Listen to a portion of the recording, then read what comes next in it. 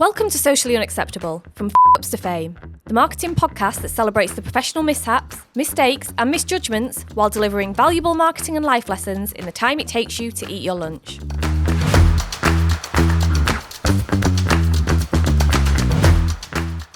What really excites me is the fact that people, brands, people who have need of agencies are realising that they don't just have to go to London, that there is like so much incredible talent up here, and that's only growing more. What was the most popular story on Prolific North in 2023 then? What does really well for us is obviously agency wins, acquisitions, senior appointments. Like, people want to know, people want to stay informed. What do you want from us? Like, how can we help you raise your profile and shout about your skills and your creativity? What content do you want to hear from us? So I think it's kind of a two-way street. It's just having that really open, honest communication with your customers and your audience. And then that's how you're going to stay relevant, because you're going to always be meeting their needs. Hi, welcome back to Socially Unacceptable. This week it's me and my business partner, as always, William Ockenden. And today we're joined by the marketing manager at Prolific North, which is a marketing magazine which covers all the way up from the Midlands to the top of Scotland. I think you're going to enjoy this episode because this week we're discussing marketing to the most difficult audience of all, you, marketers. And Natalie has some fascinating insights on this, on what creatives are doing and what they want. So, as always, sit back and let's hear how you can market to marketers. Welcome back to Socially Unacceptable. This week we've got the lovely Natalie Davidson joining me and William in the studio. Natalie is the marketing manager at Prolific North, who do an amazing job of marketing to you, marketers. Welcome to the show. Thank you very much for having me. So, why don't you tell us a little bit about what you do? Well, tell us a little bit about, for those that aren't familiar with Prolific North, what is it and who's it aimed at? No problem. Clues in the title. We are based in the north of England. We are an independent news, publishing and events company. And basically everything we are doing is aimed at informing, connecting and celebrating the digital, tech and marketing sectors in the north and the fantastic things that are happening up here. We do that through our daily newsletter, through our website and through a very hefty, busy programme of awards and events throughout the year, working with tech startups, founders and fantastic agencies like yourself. And so, I mean, yeah, because I read it every day. I've just did a newsletter. That makes me happy. How many marketing people are reading this every day? So we have about 23k daily newsletter subscribers, 32k email subscribers every day. We've got about a 38k social media following, which is actually one of our biggest growing channels. Okay. Which one? LinkedIn. Right, okay, interesting. But we just launched Instagram in June, which I realise makes us sound like we're really behind the times, but that's another story. Yeah. So, and there's been a rebrand, hasn't there? So how did you get to working for Prolific North, and what have you seen change while you've been there, and what was the rebrand all about? So I started working there in March 2022. So I'm coming up on 2 years now. And the rebrand, it was kind of a bit of a natural evolvement of like the different things that we were doing. We were moving much more online. Socials were growing massively. Our website needed just a big refresh. So we decided that we would do all of that at the same time, just because, we're not busy enough. And that kind of, it just came about of wanting the brand to kind of grow up a little and be a bit more shaped towards the kind of digital side of things that we were doing, and just to make it a bit more fun. I think we'll dig in a moment to some of the specifics of that rebrand, because in pre-show we were just talking about the challenges of sort of marketing yourself to a demanding audience, and I can't imagine there is a more demanding audience than marketers. Which must be a challenge, and we'll talk about that in a sec. But what's the state of the kind of the northern marketing industries then at the moment? Then you've obviously been there a couple of years. You've got a good view of it. 2024. What's happening in the market? How healthy is it? Is there And when you where are the pockets of innovation? And when he says the north, where are we talking about as well? Where does it cover? So we cover Yorkshire and the Humber, the northeast, and the northwest. Okay. So basically up to about Scotland, down to about Birmingham. Right. Okay. Okay. But that might be changing in the future. We're looking to expand our territory a little bit, but that's a bit of a trade secret for now. Okay. Is that an exclusive? we'll push you on that Say later. no more. Yeah.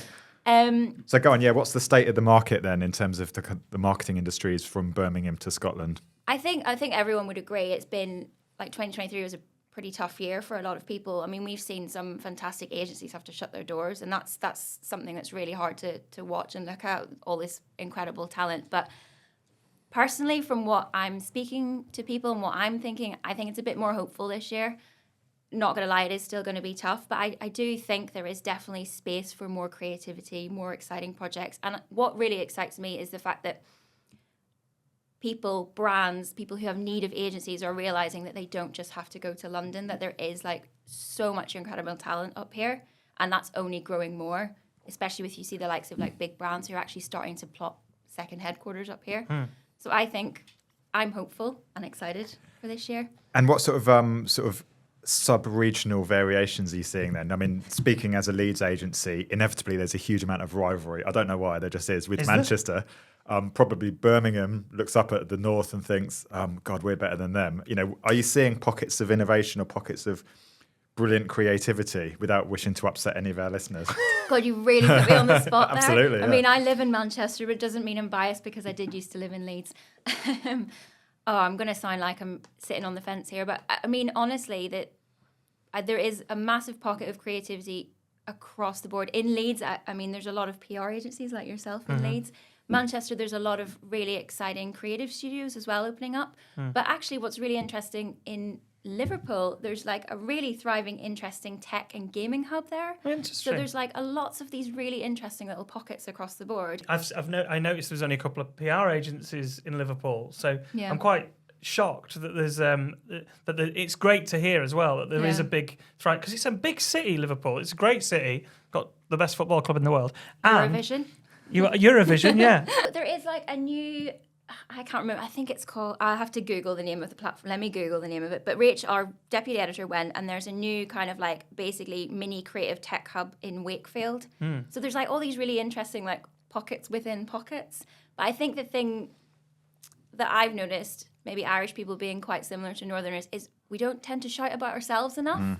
So that's what we're here to do. Yeah. That's an interesting point, and I think we, there is this kind of element of, you look at a city like Leeds, major PR degrees. There is this kind of brain drain. There's a view that you have to go to London to earn your stripes, whereas actually there's a huge amount of great agencies right up here in the north.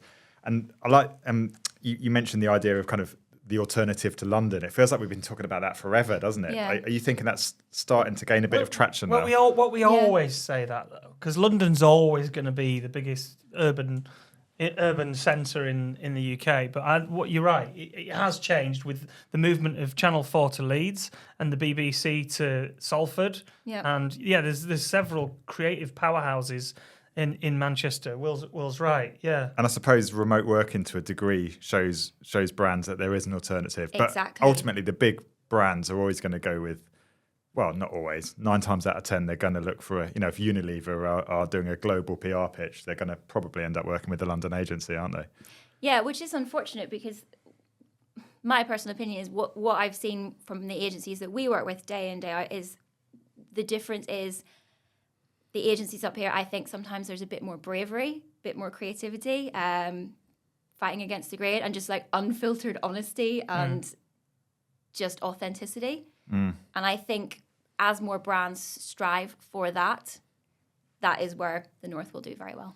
And I think from our perspective, Chris, if you look at the kind of those differences as a Northern agency, you have to work that bit harder and you have to be that little bit more creative, don't you? You can't just kind of rest on your laurels and trade off your reputation as being based in the capital, can you? Well, I mean, I'm never going to say. I worked in London for 5 years, and the big agents. I went to work in an international PR agency at the beginning because I wanted really good quality experience, and I had to go to London for that because I always felt, well, even though I did my PR degree in Leeds, I felt that the marketing and the brands are all in London. That has changed a lot because there was only 3 or 4 agencies up here when that happened. When I back in the early 1800s when I got my degree, and it's all changed. It has changed now. Like you say, Manchester's become a powerhouse. It's great.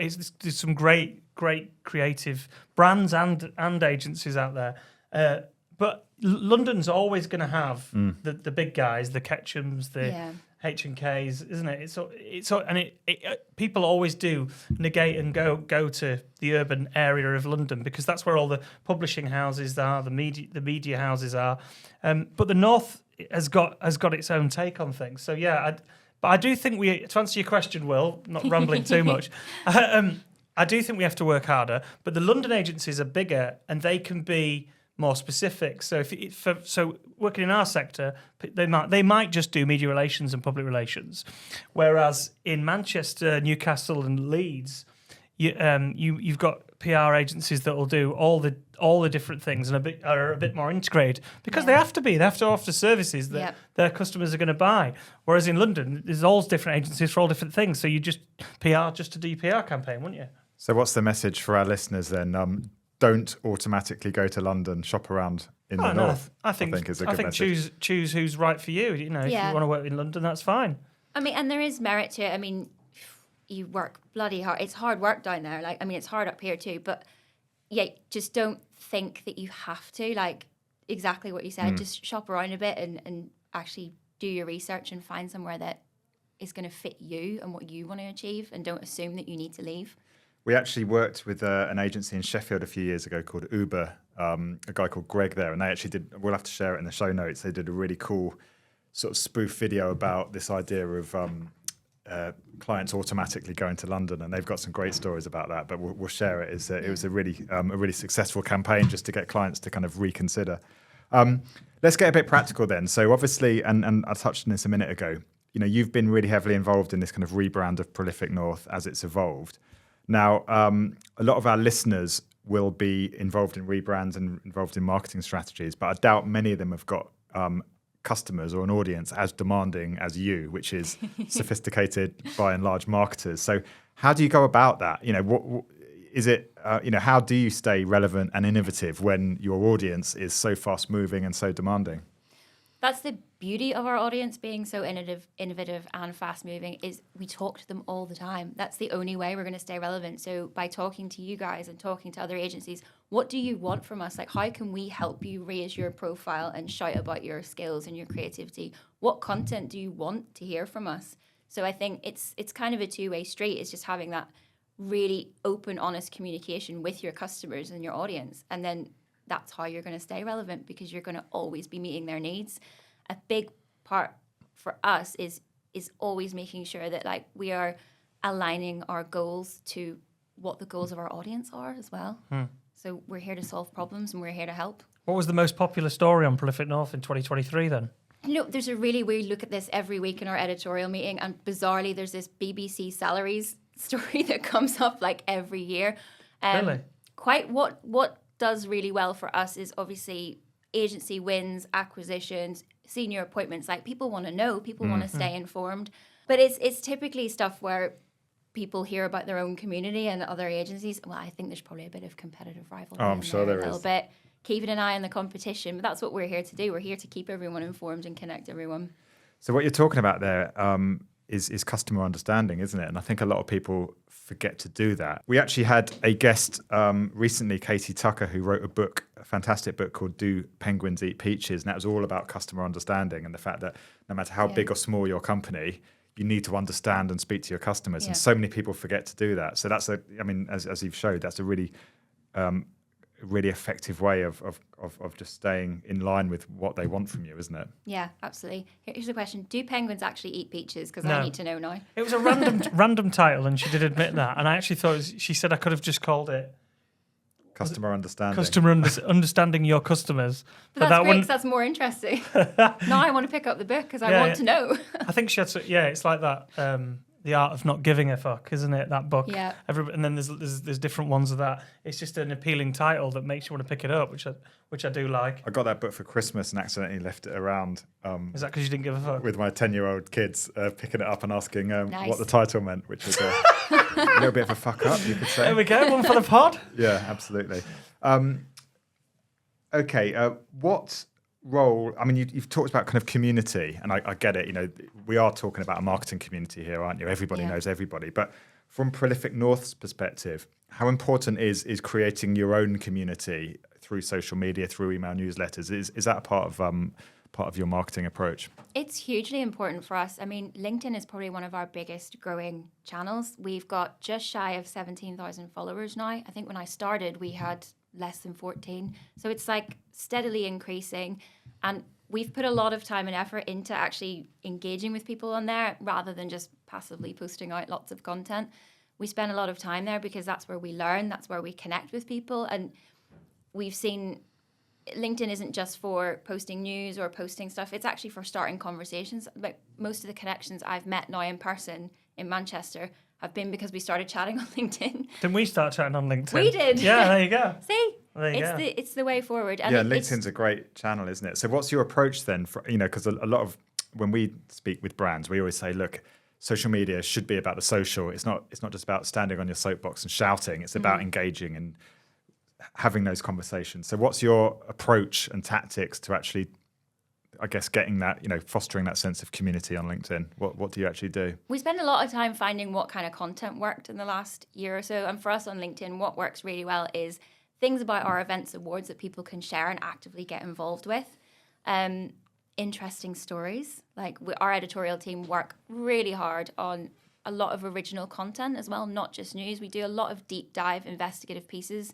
Our deputy editor Rachel has done some really amazing pieces around neurodiversity in the marketing industry and how to approach that equality and diversity, just loads of different things. So we found by opening up those conversations on LinkedIn and asking people to like contribute to things, that's been massive for us. Asking people what they want to hear, events, like just putting out some feelers, that's been massive for us. But we've done a lot of work on crafting that kind of celebratory element of what Prolific North is all about, and that's what really resonates, I think, with people here, like a chance to shout about achievements, to connect with people, and to like celebrate their work. And what sort of events awards now have you got? Because little plug for a prohibition here, but we've won best PR agency at Prolific North in 2 years over a number of times. There's four. Very good awards do actually. Yeah, it's a good quality event. It's highly competitive, isn't it? Yeah, it is. I was quite shocked we won. To be honest, you're a top 50 PR agency. Yeah, as no, well, yeah. Got a little plug there. That's good. That Prolific North, because nobody was doing that. The list of the top PR agencies. We're number 9 now. Number 8 or number 9, is it? I don't know. You are definitely top 10. We were There we top go. 10. I think we were 9. I think we were 9. But yeah, 2023 was a tough year. So we've got 4 awards in 2024. The biggest one, which is in May, is our Champions Awards, which is kind of like, it's like the mother of all of the other awards. It's like the overarching one, and that covers digital, tech, creative, and marketing sectors. And that's really about less celebrating specific campaigns, but more about teams and organizations who are thriving, growing, doing amazing things, expanding outwards. That's in May. That's just a shameless plug, by the way. The entries are now open. We've got our newest awards, our Creative Awards, which is something that we started last year, speaking to loads of creative agencies who were saying there isn't really like the most obvious like unifying awards. You know, there are other awards are available, which we won't talk about them.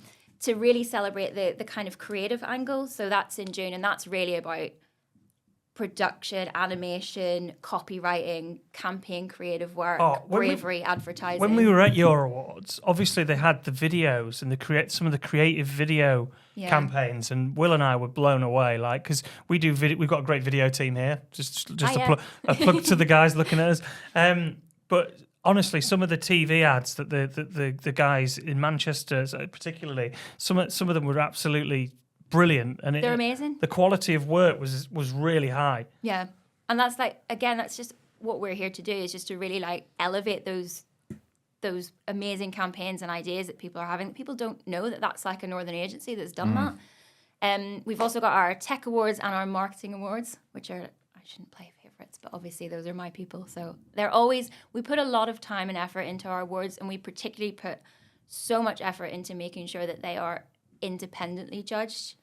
There's a lot of I think there's a lot of like, rightly so, a bit of negative backchat about awards. You know, there are some awards where I've had agencies tell me that it's been hinted if they buy a table, they'll get a trophy. And sorry, we don't actually make it that easy for you. Well, I can say that I've never had that. The only thing that we've ever had is we sometimes get, Will and I will get an email and it'll say, congratulations, you're an outstanding public relations agency. You're doing astounding work. You've won international blah, blah, blah, blah, blah, blah, blah. Pay £800 and get a double-page spread and a front cover, and you'll feature as that. And I'm always like, no, what? That's just, you're just looking for some advertising, aren't you? Just so you can say, they basically just look at your website, see if you've won awards, so you're pretty good, and then offer you. So that's the other end of it. So, but sales pitch masquerading as a trophy. Exactly, and your awards aren't like that. Like we didn't know we were going to win either time. Similarly, we've been to the PR Moment Awards, which are in Manchester, and we didn't win. We got one, didn't we? That's right, isn't it? Yeah, there's one over there. Yeah, I was just making sure that we did. Yeah, but that's hugely competitive for our sector as well. But both really good quality events. I suppose with it being a tough last 18 months, I'd say awards. People might have a bit of awards. There's the COVID, and then there's every hybrid awards, and then awards have come back, and it's awards apathy. Yeah, it's a bit of like fatigue, I'd say. It's like we've just bowed out of entering some in January because we entered 3 sets last year and we won loads, but it's just money and time and effort and into other things like recording amazing podcasts. You know what I mean? It is, and it does take time to craft like a quality award entry. But for us, I think our kind of focus is always on having those really fantastic independent judges. So for us, the idea behind it is that, one, you get to put your work in front of some incredible people. Like we've got judges from Formula One, from Corn Foods, from McCann World Group, just from some really great brands and agencies. Get your work, especially if you're a small growing agency that's trying to establish a reputation, get your work in front of these people, elevate your profile, meet loads of new people, because the night itself is a really good opportunity to network and connect with people and have a flipping good time while you do it. It's a piss up, basically.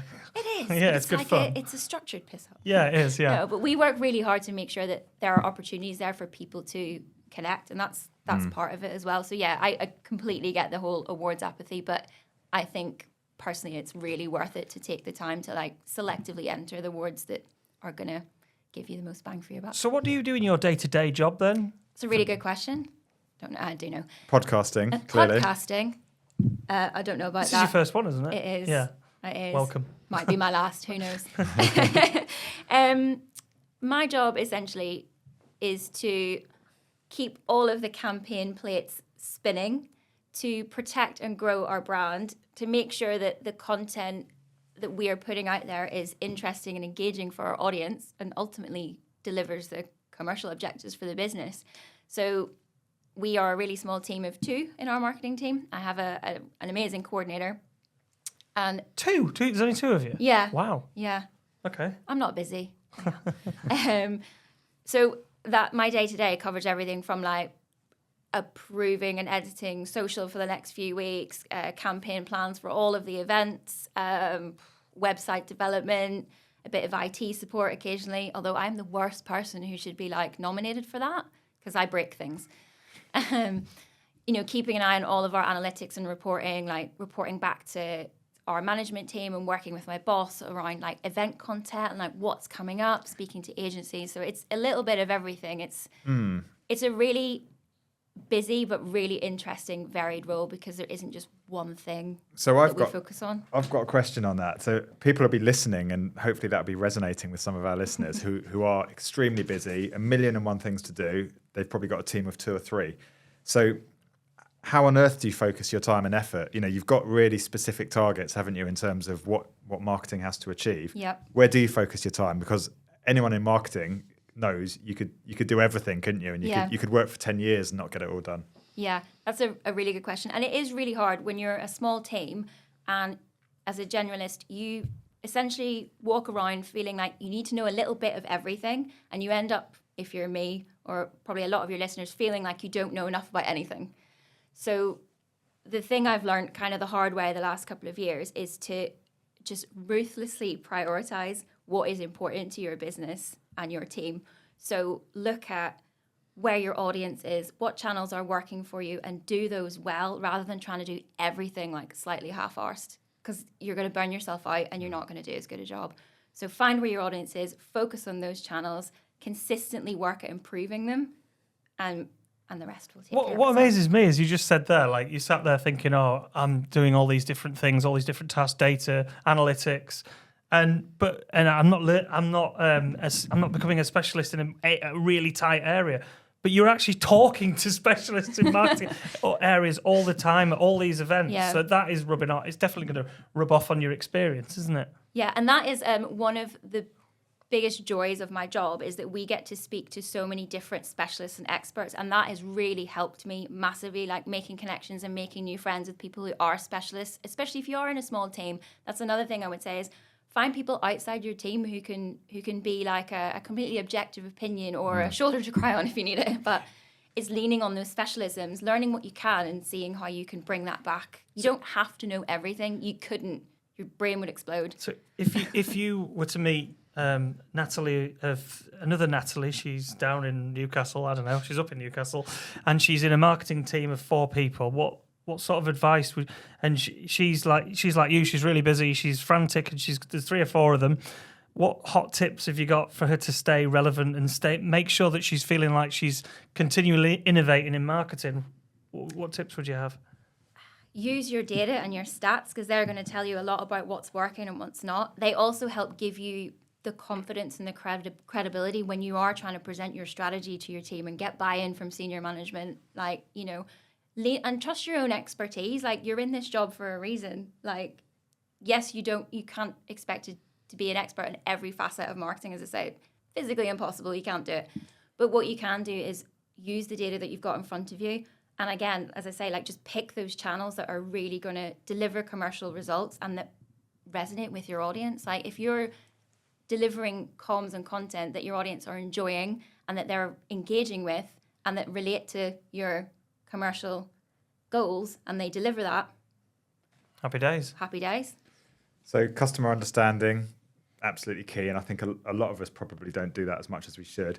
Ruthlessly sort of focusing our efforts and being where our audience are rather than trying to be everywhere, and using data just to focus in on those kind of commercial areas. Yep. Really helpful. Okay. And don't be so hard on yourself. I've got such high standards for myself, and I have soul crippling imposter syndrome, like all day, every day. And one of the biggest things I've learned in the last sort of 6 months is to not let that get in the way of learning and being curious. So how do you learn and be curious? Because that is the key in creativity, being curious. Like I've worked in this job for 20 odd years. God, I'm so old. But I'm subscribed to 15 podcasts. I engage with people in the industry. We interview amazing people with experience. What do you do to stay on top of the industry? Is it speaking to all these people at the events that you're going to? Yeah, that's what works for me personally, like that face-to-face interaction, those informal chats where you can just pick up nuggets. And the biggest thing I learned is to not be afraid to ask the questions. Nobody is going to judge you for admitting that you don't know everything about everything. And actually, ironically, if you don't ask the questions, you're only hindering and you're perpetuating that cycle of thinking that you don't know anything. It's a strangely analog approach, isn't it? Yeah. Having conversations for people. I think a lot of us have forgotten It's that. crazy. Yeah. Well, it's because we're supposed to know. People think we got to know everything, and you don't know. You don't know everything. It is. You're right there, Chris. It's the best marketers, the best comms people I've ever seen are those curious ones, and they're reading and they're listening to podcasts, and they're a student of their craft. And you can never know it all, can you? And it's looking at an ad, and rather than just looking at it, it's looking at an ad and thinking, why does that work? How is the insight playing out in that ad? And it's just constant curiosity, isn't it? And nothing's better than an amazing campaign, no matter who it's by. If it's by, we've won awards for the campaigns that we've done, but it doesn't stop me admiring when I see an amazing campaign out there. Amazing work, creativity, and being curious, key things in marketing. Yep. Right. Well, so the show then is all the premise of the show, Natalie. I don't know if you know, it's called From Fuck Ups to Fame. and I've made loads. Will's I've shared. not really made any. Will's basically made one every single fucking show we've done, including interviewing somebody and saying, "What did you say?" Well, I got their name wrong, and I also got their company name wrong. So is it? It's their number one competitor, So wasn't it? the point of the show is to discuss things that have gone wrong, that you've done and you've learned from. Because people out there, they're all the imposter syndrome people, like that you're saying. There's three who are working in brands, whether they're in agency or client side. They're all making mistakes, and they're there to hear what other people have made. So come on, let's hear a few of yours. Oh gosh, I've got plenty in the vault. So I've got, the first one, which was quite funny, is in a previous life when I was still working in London. I was working as an event manager. And every year we had this roadshow of events like across the country. And bearing in mind I was based in London, so there's about 30 odd events across the country in the space of about 3 weeks. And one event manager, which was me, booking them all, organising all the logistics, catering, getting the content ready, getting the sales team ready, making sure like brochures and merch got delivered on time. And a lot of them we had 2 sessions, so a morning and an afternoon. And I was speaking to the venue and I was like, yeah, so for the afternoon session, they were like, what afternoon session? And I realized I'd actually completely forgotten to book the afternoon session. And there were 30 people signed up to come to this like round table, and I just not booked it with the venue. Yeah, that was not a fun hour. That's giving me anxiety just hearing about it was the organising and for someone 30 who's like events. super organised, I was like, how the fuck have I done this? And how did you get out of it, or did you not? Thankfully, the venue were really, really nice. We had a long-standing relationship with them, and I was like, I just had to be really honest, and I was like, guys, I've fucked up. I actually need the room for the afternoon. And God love them, me and the event manager on site, we were like going back and forth for like an hour, and bless her, she worked so hard to kind of move other people out of different rooms so I could like cover it up. And they didn't have, I think, the full catering staff on for the afternoon, so she had to like work out a special schedule to like get me some sandwiches. Emergency and stuff. trip to Pret. Yeah, exactly. Like literally, almost that was what we were looking at. And then I just like quietly was briefing the sales director, and I was like, yeah, so the afternoon session's all taken care of as well. And I just never told anyone that I'd forgotten to do it. Till today. That was a very close call. And then there's another one when you set up an automatic reminder, wasn't there? That was a good one. Yeah. So this was at my current job, where I was on site. If you're listening, readers of Prolific North. Not that I ever make mistakes, but I was on site last year at Digital City Festival, which is one of our biggest events, which will be happening again this year. And we had, again, it was one of those things where it was like at least one event every day. And at the time, I was actually on my own, so I didn't have a coordinator, so I was doing everything and also helping the event manager. And I'd set up in my foresight, thinking I was going to make my life easier, set up automatic reminders like for the whole week for different events. And I'd set the automatic reminder for the wrong day. So everybody who was coming to our event tomorrow got a reminder going, we'll see you today. I was like, and while I got notified of this, I was actually like running around. How many people is that got that? 100. Yeah, so I hate it. It's usually just as you're pressing send that you spot something like that. Oh, yeah. It Terrible. had gone It gives you automatically, and I was on site briefing speakers who were about to get on stage, and someone had like showed me this, and I was like, oh dear God. And I couldn't stop briefing the speakers, so I actually couldn't physically get to my laptop for an hour to like do anything about it. Thank God nobody turned up on the wrong day, because they'd had a previous reminder from me already. Right. And which, maybe that's a good thing. Nobody's clearly reading my comms, so maybe that is a good thing. That was horrible. The events, there can't be anything as stressful as organising events. And I've got a story which I'll have to be careful what I say here. We had a client. I like this. We had a client from a few years ago. I'm not going to say what sector they're in. They got a celebrity, shall we say, to basically present at their awards do. Middle-aged, ex-sporting celebrity, we'll say. Nice. Apparently, he came on half cut, wildly offended the entire crowd, and then got caught in the car park doing coke. And Jesus apparently Christ. the board were absolutely fuming at my what God. happened, and there's Caught complaints. by who? The police? Basically, I think one of the senior team of the company. I think, let's say it's the chief exec or Yeah. someone senior who shouldn't have seen him. Sorry. Yeah, and I think this What does he individual, expect from a grade A celebrity? this individual's What sport? I want to narrow this down. Can't tell you. I'm afraid. Nice try. The PR professionals kicked in now. I'm not He's going to say any more than that. But yeah, events. They are pretty stressful. They're a lot of fun, especially the ones that we do, because I think the content's like super interesting. But they are so stressful, and there's a myriad of things that could go wrong. And there's things as well with events that are completely outside your control, but you still feel like it's your fault. I mean, it's not your guy's fault. This guy was doing Charlie in the car park, but you're responsible for that event. Thankfully, we have an incredible events team. There's 2 of them. I don't know how they manage it, but they are absolutely amazing. So we do hold ourselves to like a really high standard, and that's why I was probably so upset with myself, because they'd done such a good job, and I had one job, which is just to tell everyone when to turn up. You had one job. So okay, with what are the most popular themes or topics when it comes to the awards to one side, when you do webinars and events and things like that, are there certain themes that that everyone signs up to? You get loads of AI, for example. Everyone's talking about AI. What else are people kind of interested in when it comes to learning? Do you know what? It's really, really interesting. With the theme of this podcast, a lot of what we do, a lot of our events that are really popular are where it's a chance for people to connect and actually have like quite honest, unfiltered conversations. So the topic can be wide and varied. We've got an event coming up in February, which is all about agencies looking to scale and grow.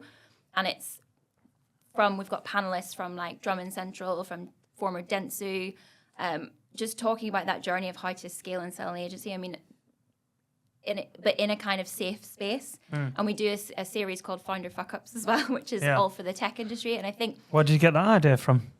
I have no idea.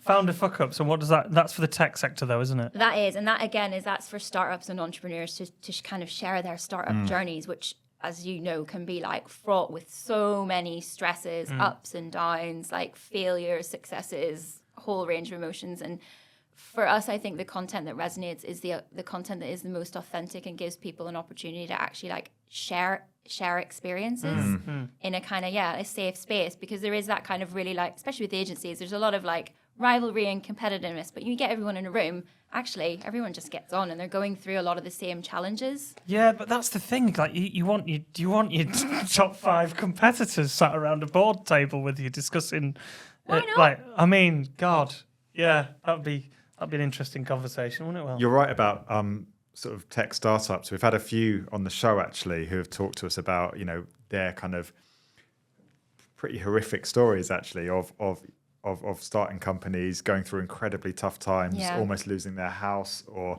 losing all of their savings. So definitely a stressful area. So what's the future for Prolific North then? What are we looking at? We've got a busy old year. So we've got the return of all 4 of our awards. We've got Digital City Festival coming up in April, which is a whole week of different events and content around the tech and digital sectors in the north. We are launching something very exciting in May for the marketing and digital creative sectors, which is a week-long kind of festival, if you will, of different events, which is something new for us. We are continuing to tell all the great stories from across the north. We're doing a lot more original content with our editorial team.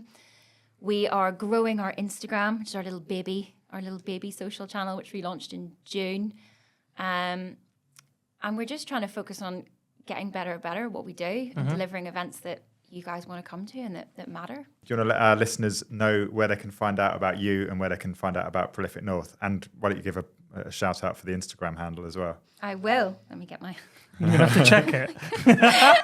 So you can find us on prolificnorth.co.uk. That is our website. You can subscribe to our daily newsletter if you want that in your inbox every morning with your afternoon cup of tea. You can find us on LinkedIn. You can find us on Instagram, which is @ProlificNorth. You can find us on Twitter, X, whatever the hell you want to call it these days. That's a whole other podcast in and of itself. Oh, we've talked about that endlessly. Jesus. Yeah. We did a whole pod on that.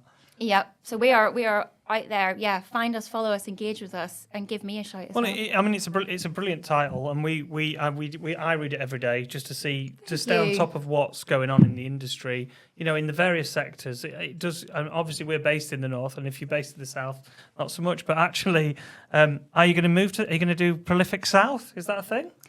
We did that once. We did a Prolific London a few years ago. Oh. But I think for us, our focus is on building on the community that we've got in the north and maybe creeping upwards a little bit or downwards a little bit, expanding our territory a little bit that way.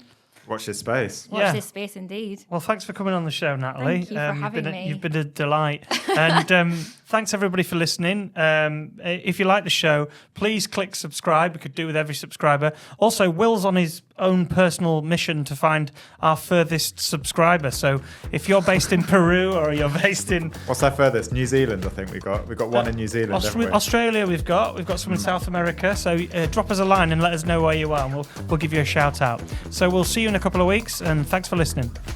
Thank you. Thank you for listening to Socially Unacceptable. Please remember to subscribe to the podcast and leave us a 5-star review. Don't forget to follow us on social media on Instagram, TikTok and LinkedIn at Prohibition PR and Twitter at Socially UA. We would love to hear some of your career fuck-ups so we can share them on the show. For more information on the show, search Prohibition PR in your search engine and click on podcasts. Until next time, please keep pushing the boundaries and embracing the socially unacceptable.